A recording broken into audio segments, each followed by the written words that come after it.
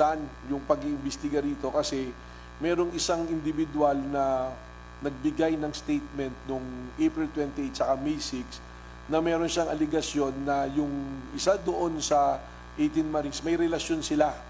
May relationship sila at napag-usapan nila, alam niya yung nangyayari dito sa 18 Marines na to at may allegation na may binayad.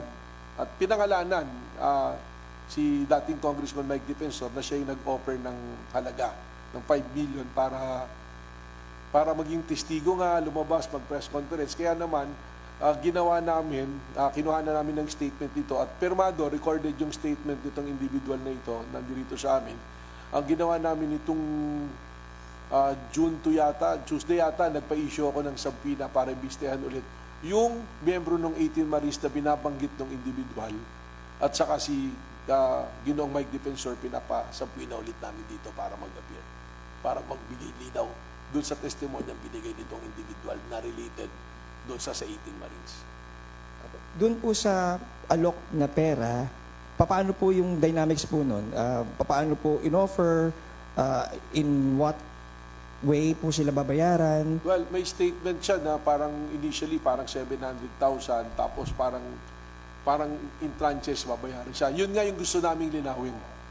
Bukod sa gusto naming malaman kung totoo talaga yung statement nitong individual na to, gusto naming linawin kung ano yung mga pangyayari talaga dito.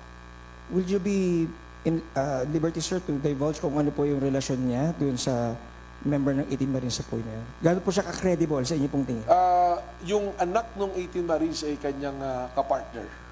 Meron silang anak. May apo bali yung isa doon sa 18 Marines dito sa tao na to.